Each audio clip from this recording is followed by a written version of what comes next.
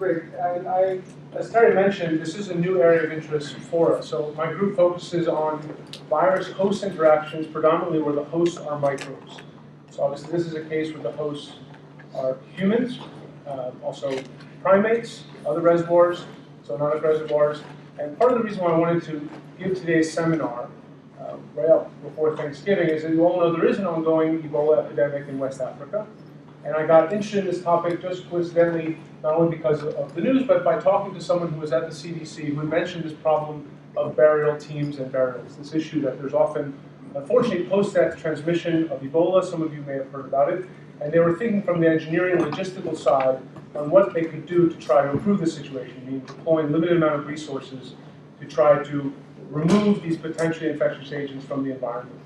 And from my perspective, as someone who's a theoretician and who's worked on theoretic ecology and some epidemiology, I thought of the problem much more so in sort of the framework of how do you actually save future lives rather than necessarily moving people out of this transmission corridor. So these two are interrelated.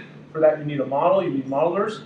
And I'm not the only one. There's certainly a large group of people, essentially mathematical epidemiologists, who've gotten involved in this effort for many reasons. So I hope today to try to introduce the topic, some of the principles involved, and there's a secondary goal here as well. How many of you are students from engineering who are involved in some form of design project related to Ebola modeling?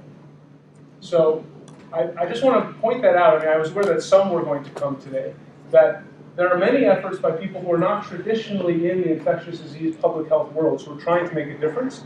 And I think my hope is that the first half of today's seminar will give those of you who are students, and maybe some of you are faculty as well, some of the context for how traditional infectious disease predictions and control efforts are made, and in that way, maybe that can help in your own efforts to think about logistics and systems engineering and so forth.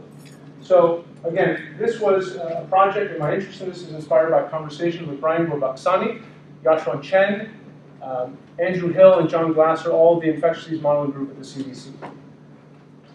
So to give everyone a bit of a background, again, you've probably been reading about this in the public media as well as in scientific outlets. Ebola virus disease, I'll use the term EBV today. The causative agent is an RNA, single-stranded RNA envelope virus, around 19 to 20,000 base pairs in length. And this is not the first time there's been an epidemic. Usually they've taken place in Central Africa. There's over 30 years of history of these epidemics, maybe back 40 years, depending on how you can count. And traditionally, they're thought to arise from a zoonotic reservoir, meaning some wildlife or contaminated fruit item that may have been originally endemic to bats. It does infect, Ebola virus does infect primates, often causes significant mortality within primates. It's been responsible for large losses of gorillas, for example, in Africa. And the effects when it infects a human is that there's initially an exposed period. So the individual is infected but not yet infectious. And this latent period, as it's called, or exposed period, lasts approximately 11 days. It can be up to 21 days. That's what you often hear people try to have this 21 incubation day period. So there's a variation in that. And then when there's onset of symptoms, symptoms tend to last around 6 days, and there's been very high reports of mortality. So anywhere between 50 to 80% mortality. So it's obviously a worrisome disease, and it's also worrisome, unfortunately, to those who try to treat it. And again, the secondary transmission has been talked about is by bodily fluids, both pre and post-death, right? So blood, saliva, semen, and other fluids from the infected individual. So this gives you a sense of the history, and I've tried as best I can to point out where these figures are from. There's been a lot of recent scientific literature on the topic. This is an effort by Alexander and colleagues, including folks at UGA, John Drake in particular, to categorize some of the higher outbreaks dating back from the 70s through today. And they tried here with each individual symbol of less than 100 people to point out that most of the epidemics are small, less than 100, less than 100, less than 100. This most recent epidemic, which has been attributed to an infection of a 2-year-old in December 2013 in the Border region in Guinea, has now expanded to tens of thousands of cases, depending on what your view of undercounting is. So it is by far the largest Ebola epidemic that's been documented when we're talking about infections of humans. And this is a public seminar, so anytime anyone has a question, feel free to ask. There are many of you, so if you feel the question is urgent, please do ask. If you want to, you can wait obviously to the end. So if we now zoom in a little bit on the most recent epidemic, this gives you a sense that there's a spatio-temporal nature to this epidemic. This is a report by the WHO Ebola Modeling Group. It was published in the New England Journal of Medicine.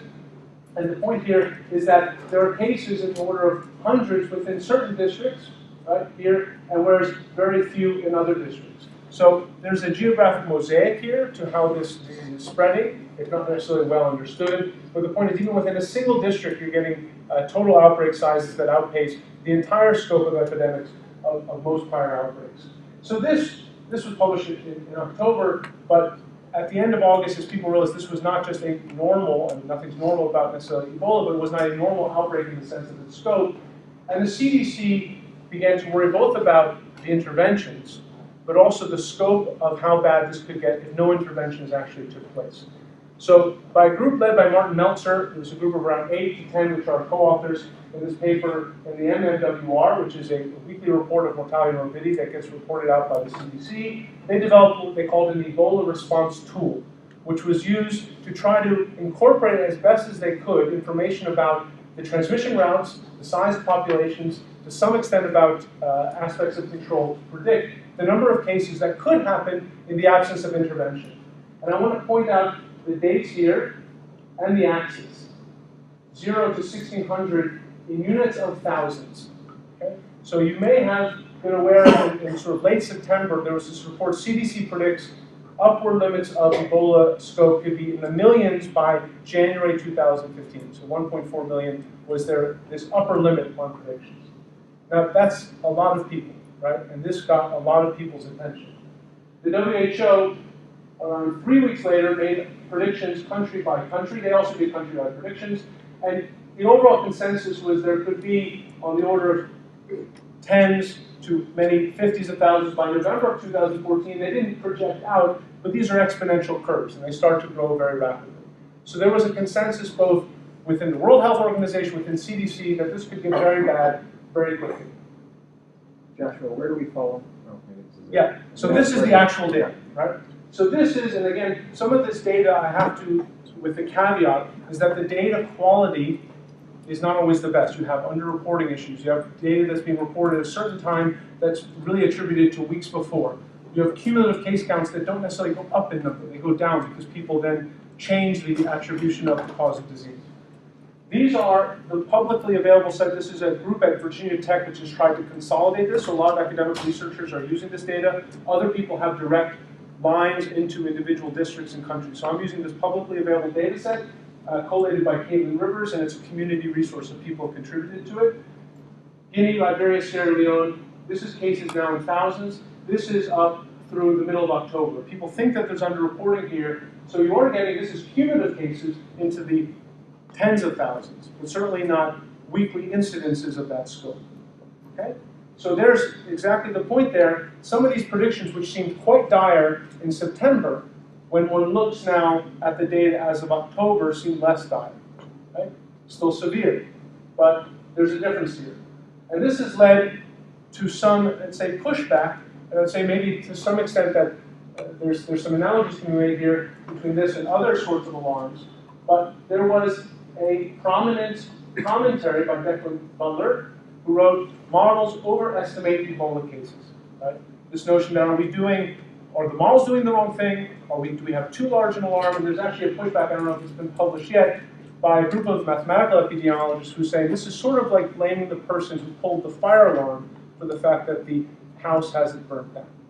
Right? So you've raised an alarm that has an effect on interventions, but I do think that there is something here that is worrisome both to modelers and to public health professionals, is that if we really are far off in terms of our estimates, we may start investing the wrong sort of resources in terms of control. How do we have a better idea of how best to make these predictions? How can we essentially forecast incorporating with and without interventions in a sensible way? So the point, though, that I think is worth noting is that we go back in time now to Meltzer's original paper. Yes, there was this worry that there would be over 1 million cases by January. This is what would happen if there were interventions, and they were very optimistic about what their interventions would be over the same time period. Here, the units now are in thousands, also thousands, but this is millions if you multiply. Here's are tens of thousands. So their thought was that if we actually had increases in hospitalization, isolation, change in behavior, contact tracing, I'll try to introduce some of these terms, quarantine, many of these words probably mean something to all of you. They may not mean exactly the same thing to a public health professional, but there was a chance to reduce the scope from essentially 100 to 1-fold, right? Or at least of that order of magnitude. So that says, first of all, that the models predict that small changes in behavior, substantive changes in interventions can have large effects on system dynamics, and I want to try to explain why that is. So in today's talk, I want to really kind of do these three things. First of all, what are the principles by which mathematical epidemiologists try to predict the number of cases of an epidemic based on data that they may obtain at the early stages of an epidemic, right? You want to forecast it to be able to have some sense of where it's going so that you can know how best to intervene. What are the assumptions made when considering interventions? And also, what are the challenges, unknowns, and uncertainties? And I'm sure those of you, especially the students who raised their hand at the beginning, are trying to think about that as you try to do your own project and design work. So I'll try to answer these questions in two parts. The first part, I would say, is really by way of background. If you're in the field of let's say, mathematical epidemiology or infectious disease modeling, it may not be background for all. So I hope that's also going to be at least educational, if not a reminder for some. And then the second part, I'll talk a little bit of my group's work in collaboration with Jonathan Dushoff at McMaster, and we're trying to initiate further collaborations with folks at the CDC on a specific kind of challenge and opportunity for control of Ebola virus disease in West Africa. So I'll start with the first. What are these principles that led Meltzer and colleagues, the WHO and colleagues, to make predictions of over 1 million without intervention and in the tens of thousands with interventions? What are those principles? Okay. This is what is called an SIR model. And just for me to have a better sense of background and context, who's heard of it, the SIR model of epidemiology? Okay, good. So nearly all of you, or maybe 2/3. The notion is that you take a population when you're worrying about the spread of the disease, and you divide it up into different classes, S, I, and R types of individuals. S stands for susceptible, I stands for infectious, R stands for recovered or removed. And the idea is that individuals from this S class, those who are susceptible, they don't have the disease, can become infected, therefore infectious, based on contacts with people who are infectious. Therefore, depleting the pool of susceptibles, increasing the number of infectious individuals. Those people then recover over a time scale, T sub I, and become recovered. And in this model, those who are recovered are considered to be permanently immune from further infections. Okay? And there are many variations on this basic model. Okay? That's what I just said. And two mechanisms. So 3 classes, 2 mechanisms, infection and recovery for this simple model. If you then turn these same assumptions into a nonlinear description of the population dynamics, you get a system of ordinary differential equations in which one tracks the number of susceptible individuals, the change of their number with time, the change of the infectious individuals with time, and the change in the recovered individuals with time. At the early stage of an epidemic, S plus I plus R is the population size. If you don't worry about births and deaths, it's here you have to worry. It's really about deaths. And so you really only need 2 of these, right? The S and the I. And as I said before, here I multiplied by S. So it takes a contact between an infectious and a susceptible individual to create a new infectious individual. And likewise, infected individuals recover, so there's just this exponential decay if there are no new infections of the number of people in the I class. And this is all standard mathematical epidemiology turned into these nonlinear dynamics. What happens? If you take one of these models, generically there are really only 2 outcomes of this very basic SIR model. If you have a small number of infected individuals at the beginning and everyone else is susceptible, either this number of infected individuals will increase in time or decrease in time. And the question often of concern is what determines whether or not the number of infecteds go up or go down. And so, intuitively, without any mathematics, the notion of a spread of the disease is that for every individual who's infected at the beginning, that they transmit, meaning that they initiate at least 1 new infection somewhere in the community. If that's the case, they've replaced the number of infected plus a little bit, maybe plus 1, maybe on average plus 0.2, something greater than 1. And if that's the case, the disease will spread on average. If it's not the case, then you start with a certain number, there are fewer the next moment in time, fewer still, and the disease starts to wane. Okay? This is at the early stages of an epidemic. So let's focus in on this equation. I'll try to do this both in terms of mathematics and also the intuition. This is the equation I just showed, where I dot is beta S I over n minus I over ti, meaning new infections depend on contact, recovery, which just depends on the number of infectious individuals.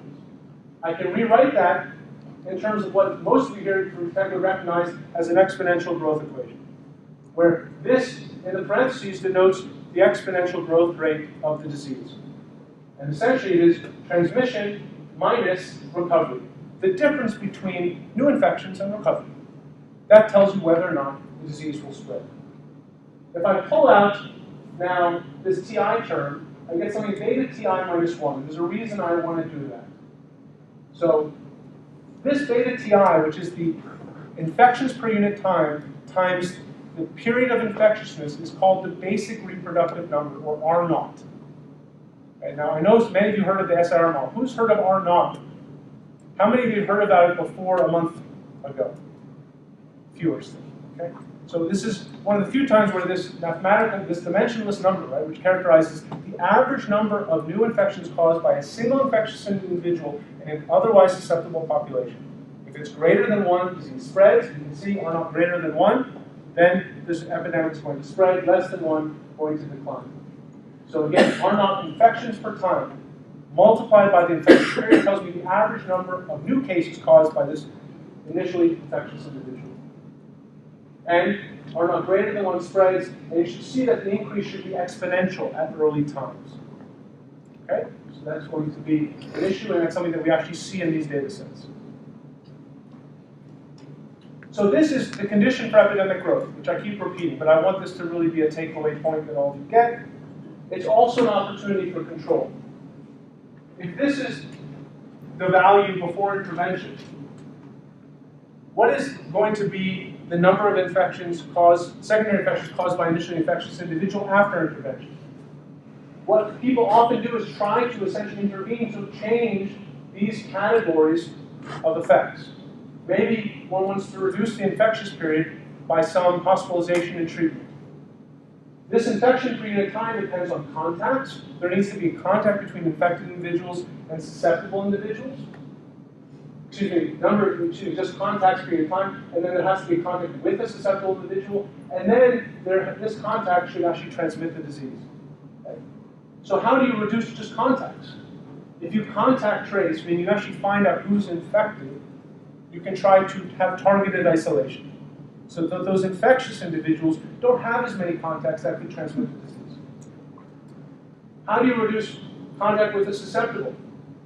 Vaccination. We don't have a vaccine available for Ebola virus disease, unfortunately. In many other cases, what you're trying to do is vaccinate people, moving them from the S to the R class. So infecteds are interacting now with recovered or immune individuals rather than with susceptible individuals. You can also do things that's herd vaccination and herd immunity. It's also the concept of ring vaccination. One can actually identify people who are recovered. In the case of Ebola virus disease, there's a hypothesis that some individuals are exposed, never become infectious, therefore serologically positive, and therefore could be used as healthcare workers and other parts of response efforts, which is notion more of a ring vaccination approach. And finally, I say it's good, but also a little bit unfortunately, most of the focus I think you hear about in terms of even what USAID is prioritizing and what has gone into the press has a lot to do with process engineering or personal protective equipment. Yet if you talk to public health professionals, you want to actually engineer a system. The mask that you're wearing, the gloves, the 2 gloves, whatever protective equipment you're wearing really is the last resort, right? And so there's been a lot of emphasis, how can we improve this protective equipment, particularly for healthcare workers, those who are intervening, and it's very important, but these other features are also important. Right? So you want to reduce the fact that if someone has a contact with some bodily fluid, that it doesn't actually cause a new infection. So PPEs come into play there. So understanding the basis for disease spread also helps you understand why there are these different categories of control. These are the ones that turn out just from this very basic model. This is a paper that's going to be coming out in Science if it's not already in print in the journal, but it's online on Science Express by Alison Galvani's group, who's been instrumental in trying to link mathematical epidemiology with ongoing efforts to control Ebola virus in West Africa. They developed a model, I'm not going to go into it, just to point out it has many more classes of individuals than this SIR model. But yet the factors that they're considering are basically trying to do exactly what I described in the previous slide. Reduce the infectious period of time, change the infectious period in such a way that the effective reproductive number drops below 1, drops below replacement. Okay? So that's the principle. But then the question is, how much do we have to do? How many hospitals? How much contact tracing? How many burial teams? And to answer that question depends on what we think the value of R naught is. Do we think that each individual who's initially infected by Ebola virus disease transmits 3, causes 3 new cases, 4, or 1.2 or 1.5? Right? The effect that one does there is quite different. Meaning the value of an intervention, how much of an intervention you have to have, depends on essentially how transmissible this disease is. So one would think that if one understood the epidemic growth rate, that's the thing we measure, going back to your question. You see this growth in cases, that you could correlate that to R naught, and therefore begin to identify how much control is needed. So this is now synthetic data. I'll go back to the real data in a moment. This is synthetic data of a trajectory of some epidemic that has this SIR feature. It's growing exponentially, and for which one can fit a model for which R naught is 1.5. Okay? 1.5 new cases for every initially infected individual, which implies it should grow. Here's the same data fit by another SIR model where R naught is 2. Here's one where R naught is 2.5. In this panel, you see the data, which is fit by all these models, but the models have very different long-term features. So the problem is, at the very beginning of an epidemic, many models which have different underlying transmission parameters and very different long-term outcomes may appear to equally fit the data well. So dealing with the disease with an R naught 1.52 or 2.5 is very different, and it's important to realize that fitting at early time leads to what we call an identifiability problem for the mathematicians in the audience. It is hard to identify the parameters when I try to infer them from the data that's available. And this has been known, but both forgotten and known again, for simpler models, but also applies, unfortunately, for Ebola virus disease. So the question that this raises is we don't quite have as much certainty of the R naught at the initial period of disease as we would like, and I'd like to try to raise some issues as to how we might have more information than we might think, given this identifiability problem. So to put this out a little bit further to get your intuition, let's say there's data on an epidemic in which the growth rate is 1 over 4 weeks, meaning that every 4 weeks the case count goes up by e to the 1, 2.78. Right? That's the characteristic time. But we know that the infectious period for one disease is 1 week. And the other disease that also fits the same data has a 4-week infectious period. Which disease has the same, or has the higher, R naught? Okay? We observe case data that goes up with this growth rate of 1 over 4 weeks, meaning every 4 weeks the case count goes up by a factor of 2.78. Yet there are these two prior information that we have. One is that the infectious period is 1 week and one is 4 weeks. Which one has the higher R naught? More secondary infections per average infection. Weird thinks 1 week. So 1 week disease, higher R naught. Weird thinks 4 weeks. Anyone think they're the same? A few the same, okay? So the answer is disease 2. A disease with a 4-week infectious period actually has a higher value of R naught. That may seem counterintuitive to some in the sense that longer infectious periods, that seems like a disease that's not spreading as fast. You can do the math, that's the math, but I don't think that's that helpful. I think the intuition really is as follows. Disease 1 has an infectious period of a week. Therefore, it takes 4 infectious periods to double, when I use double going up by this factor V, to double the case count. Whereas disease 2 takes only 1 infectious period to double the case count. So within the same infectious case data, having a longer infectious period implies a higher value of R naught. So this is also to point out that there's a relationship between R naught and the infectious period and the epidemic case data that is maybe somewhat counterintuitive, and I hope this is really the take-home message, which I'll try to summarize next. So this first point of the talk, I really just want to have these sort of, what I'd say, pedagogical points in mind. First of all, whether a disease spreads or not depends on this value R naught, the basic reproductive number. If the number of cases caused by initially one infectious individual or small number of infectious individuals, otherwise susceptible population is greater than 1, then on average the disease should spread. The factors that affect this include transmission rate, or infectious period, and therefore the same things that affect this value of R naught also provide opportunities for control.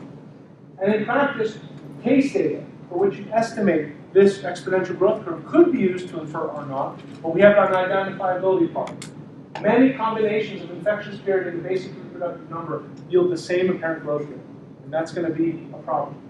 And it's going to be, as I said, problematic when there's uncertainty. If we knew what the infectious period was, we'd have our problem solved. But we don't always know that. And even if we know that, if there are multiple transmission routes, which is the case for Ebola, then we also have the same problem. So let me pause right there. Are there any questions about this first part, which has tried to introduce some of the basic lingo, some of the basic models, and then I'll move on to application. Yes, Julie? Can you, instead of just looking at the whole number of confirmed cases over time, can you measure R naught by tracing contacts for a randomly selected subset of your population?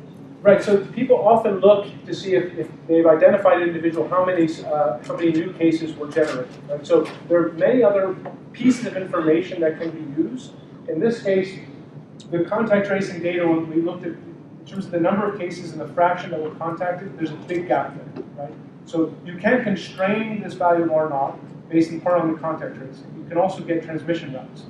But often in terms of these initial epidemics, you're dealing with either infectious cases or cumulative cases, and how much can you leverage from just that signal. But one of the points I'm going to try to make today is that the more data, the kind of different types of data you have is very helpful. That's right. Other questions? Okay. So what I'm talking about in the second part of the talk has to do with some of our own efforts to think about a particular feature, unfortunately, of Ebola, which is that it can be transmitted after death. And this was identified by WHO. In a number of cases, it's been identified in prior outbreaks, going back, in some cases, in Puerto Legrand, who pointed out that maybe up to 60% of some epidemics in the past have been associated, 60% of transmission have been associated with post-death transmission. You may have seen or heard of this second Ebola outbreak in Mali, which essentially began with an imam who fell ill, was from Guinea, had been infected with Ebola, traveled to Mali, was misdiagnosed as having kidney failure, I believe, and then had a funeral ceremony in which literally hundreds of individuals touched the imam's body after he was dead, leading to, therefore, a number of cases on the order of a dozen, as far as is known now, but hundreds of people now who are being followed up for contact tracing and isolation. But not all of those people have been identified. Right? So this is an issue which you almost have what has been called a super spreader event, when there's significant heterogeneity in the number of infections that are caused by individuals. So going back to your contact tracing idea, if you look randomly, you may, depending on how you sample, you may be sampling the links or the nodes, and these may not give you the full set of information, but it's an important bit of information. So obviously the SIR model is not appropriate. You are not just infectious when alive. So there are different disease characteristics that people going back 15 years have thought are important in terms of understanding the scope of how fast Ebola can spread and how many people can spread to. Again, individuals are initially latently infected, that is, say, exposed but not yet infectious. This period can last up to 21 days. A period of infectiousness could be 6 days. It can be prolonged by treatment. Even if there's a higher chance of recovery, that is a prolonged period of infectiousness. Infectious individuals transmit EBV when alive and can transmit for days after death. There are many complexities because things are changing even as the disease spreads. Not just extrinsically hospitals, but also intrinsically changes in behavior. Right? So what people have done in terms of trying to understand the initial outbreak, before there's a sense that the word has gotten out and large-scale interventions have happened, most of the models that are out there, Legrand's initial model in 2007, Lunar's model, Lancet infectious diseases, this article in Science that I showed you before in Science Express, essentially build upon these core characteristics. Instead of an SIR model, there's an SEIRD model with many variations and categories. The idea is that there's susceptible individuals who become exposed through contact with either infectious individuals who are alive or those who have died from Ebola but have not yet been buried, or infections that occur during burial. There are infectious individuals. After a period of time, some recover and are immune, some die and therefore can have a force of transmission risk moving forward, and over some period of time, then individuals are permanently removed from the system in terms of permanent barrel, which therefore doesn't have any core risk of infection. And this is the description of the model in words below. Okay. So what I'm going to therefore do is ask the same question I asked of the SIR model. Consider a model which the delay period is 11 days, infection period is 6 days, 70% probability of death, and one observes about a 3-week time for the spread of the disease, which is about what is being seen in Sierra Leone and Liberia. Right? So these are motivated by that observation, whether cumulative cases or the number of individuals per unit time. The question I want to ask is, what combination of parameters yield the same epidemic growth rate? Do we have the same identifiability problem? How much can we know about epidemiological parameters given observations of case data? And those of you who are interested in actually doing work in this topic, I want to point out this is a very useful paper by Wallinga and Lipsich, 2007, which derives a relationship between the value of R naught and the value of lambda for certain scenarios. So if you're interested in following up on that, we leverage this approach. It's well known in other circles. We're trying to say its value and explain why it has a value, especially in these early stages. So this is the answer. This is work that's on the archive now. I'll give you the citation later.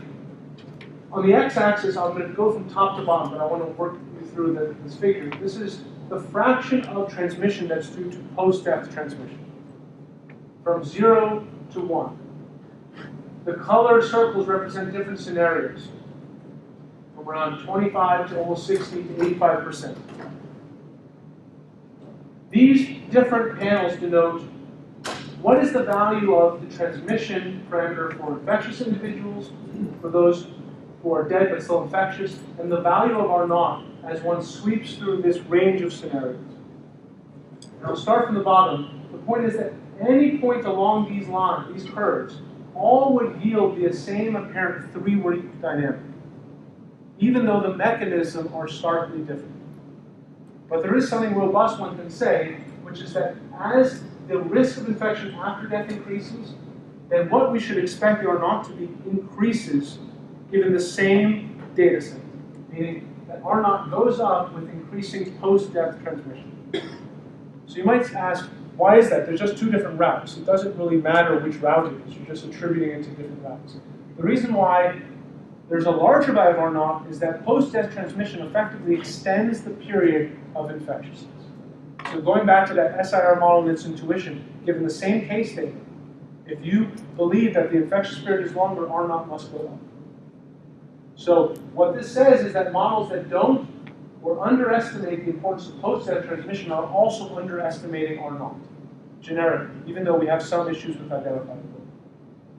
And these are the details of the mechanism, meaning as post-death transmission goes up, the force of transmission of infected individuals goes down, that of dead individuals goes up, but the effect is always to increase R naught. Okay? And that's what I just said. So one can then take that same approach of the SIR model and ask, for all of these scenarios, simulating epidemics forward in time, they would look the same. These are the scenarios now plotted and overlapping over the observed 3-week data set, and this is log scale to show you this is an exponential increase. So we have the same issue. So actually identifying the real fraction of post-death transmission would help us narrow the scope of uncertainty of what the true value of R naught is at the beginning of an epidemic. Because we can't do it from the epidemic data level. We need contact tracing data. And I'm going to bring that in a little bit. So, multiple scenarios all yield the same predicted epidemic growth rate. For a given growth rate, a larger proportion of post-death transmission implies an increasing level of R naught. But there's some optimism here. The effect on R naught is relatively modest.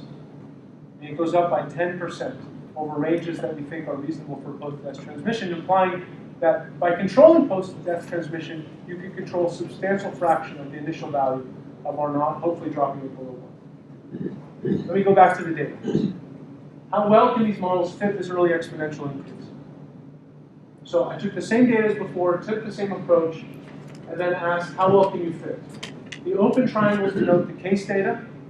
The black triangles are beyond the scope of the prediction we set at the end of August, in part because intervention started to change system behavior, we think, markedly in September. Here are the fits. Here are forward projections and underestimates. And you can see there's definitely wiggles in this curve. This is not a pure exponential, but these are the fits. For Guinea, for Liberia, here you can see what is potentially a downturn, which I think is holding up with the initial fits at the beginning.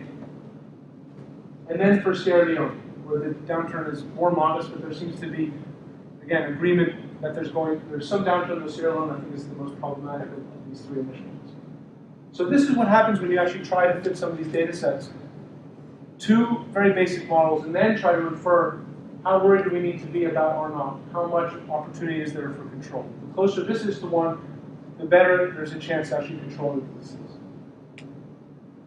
So going back to contact tracing, the WHO looked at 700 cases and tried to identify how did that individual contract Ebola virus disease. The range based on their number of contacts, and they have a way of scoring this, is between 10 to 30%. In Mali, you would say at the beginning now, the second epidemic, it's 100%. So obviously it's variable. This is over about 700 cases. So yes, there's a higher value of R naught, but this implies that if one improves burial practice, and we got this message out as well as many other people did, maybe 2-3 weeks ago, and even going back months, that changes in burial practice, changes in behavior, can have a marked effect on disease transmission and therefore scope. This could be reduction in delay to burial and reduction in total death transmission rate due to changes in behavior at burial, right? So there's a kind of an idea out there of safe but respectful burial. This is trying to balance community norms, but also obviously community safety. So this then is the same information. This is the fraction of secondary cases linked to dead individuals between 0 and 1 for different characteristic times. The dashed lines are what the effective value of reproductive number would be if there were no more post-death transmission. And here it doesn't so matter much about these cases. Here I've done in the second case treatment of disease risk after death to be coincident with burial. So putting all the risk at the end of the burial period, not dispersed throughout. But qualitatively they're the same. And I think this is a little point I want to take away from, that there's a needed reduction in this reproductive number. Meaning if you start at 2, you need to go at least 1 less secondary transmission event per infected individual to control the disease. This is the total amount of secondary transmission you have to control. This is how much control you get from controlling burial in this range of 0 to 40%. Remember, WHO said 10 to 30%. So we're trying to now limit the scope of what we need to do, and that also significantly narrows our uncertainty in R naught, and therefore the needed reduction. So the point that I want to take away here is that at 20%, which is the middle ground, if you stopped having post-death transmission, the model suggests that around 50% of the reduction to control the disease would take place just by behavior alone. So I think we sometimes think that it's only about extrinsic factors, hospitalization, PPEs, that can control an outbreak. I think in this case there's strong evidence that behavioral changes have a very significant role to play. Not the only role, right? So I don't want anyone to take away the notion that all we need to do is change behavior here, we don't need to intervene, but it has a very important role to play. And therefore, for those of you, I know there's some ISYA teams thinking about burial teams. Part of it is the act of burying safely, but part of it is also communicating that message, right? Those are 2 features. And this is the same idea now done with a disease that has a slower 4-week characteristic growth rate, and you see everything drops down. A disease that takes longer to double in cases, given the same prior information about the infectious period, the latent period, and so on, implies a lower value of R naught and a lower reduction that's necessary to get the R naught to become RE less than 1. So, what are the take-home messages here? First of all, estimates of R naught for Ebola focus on transmission for alive will be underestimates because they're not taking into account post-death transmission, which doesn't just trade off a mechanism, but actually extends the infectious period, therefore increases the value of R naught. And the reduction of post-death transmission of Ebola may be substantial, meaning on the order of 50% of the necessary reduction to control the disease, but not exclusive, certainly not. So you can read, if you want, on this, it's on the archive. For those of you who don't know what the archive is, it's a preprint server that many physicists, mathematicians, computer scientists use to communicate results prior to publication. In this case, the community who's involved in Ebola modeling has almost universally adopted the model of putting things on the archive to get the word out, even as papers then get reviewed and go through that process, which is a slower process with the scientific community. So in terms of takeaway points, first of all is to continue to prioritize safe burial. I think that's a message that is getting out. even more broadly so with this unfortunate case in Mali. We also need to know, have updated contact tracing estimates. How much of this behavioral change has been exhausted? What is this range of post-death transmission since intervention? Is that really an exhaustive form of control, or is there more to do? Also evaluate whether serologically positive individuals can comprise burial teams. They've already been identified as potentially healthcare workers. You don't want someone who's recovering from Ebola viruses to then act as a burial team. And this is not only just a physically hard job, a traumatic job, and there are many issues with it. So having people who are unlikely to get the disease, which is why they're being used in healthcare facilities, trying to be identified, is critical. This is a proposal by Bellin and colleagues in the Lancet. And finally, what we've tried to argue here, and we're doing some more work in terms of stochastic models, is say how much uncertainty we have in R naught. Those initial projections depend critically on our understanding of this R naught value. Right? That's what gives us upper limits.